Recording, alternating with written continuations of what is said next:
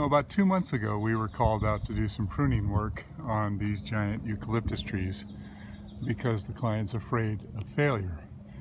And we took a significant amount out of the trees and left them looking pretty good. However, she called us and there was a failure. There was a limb right there, as well as it broke off that part, that snapped off and landed on the road. It's a pretty significant branch here. So my question is, why did this happen? What happened? And when I look through the tree, there's areas of really old wounds that are leading to some internal decay and internal weaknesses. But if you start looking at all the wounds, you'd end up removing the tree. So we do the best we can to try to figure out, you know, where the weaknesses are and where we should be lightening things up.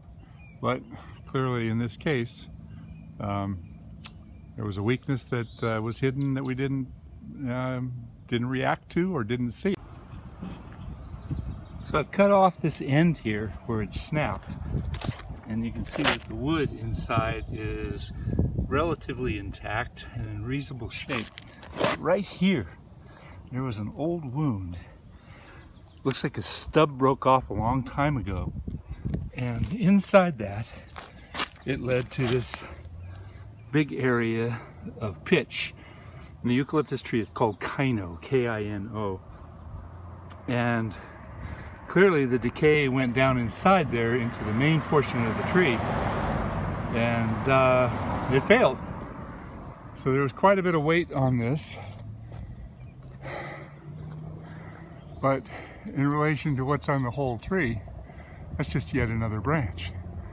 Now, what scares me is everywhere I look, I see old wounds and old pockets and old areas where things have happened to this tree over the lifetime.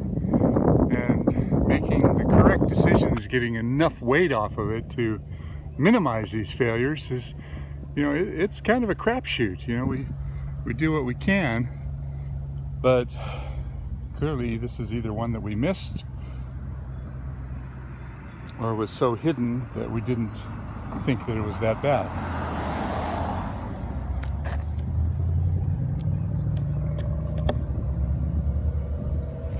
Interesting.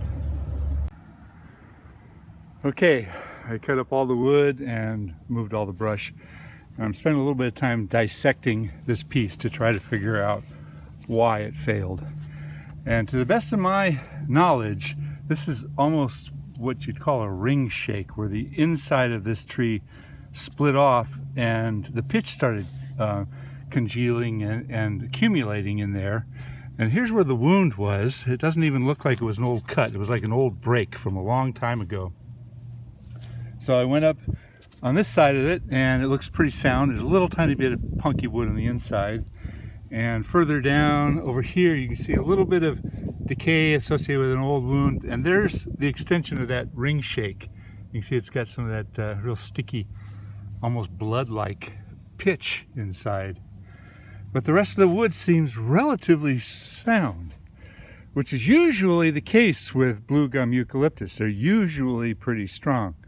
However, they can develop a lot of seed cones, the seed pods, which it did not have at this time of year, or an unnatural wind can cause things to break. So did we get enough off the tree? I don't want to stub it back all the way around. I thought we did. Okay, so here's my concern. Because we just recently pruned this tree, was it our fault that we didn't get enough weight off?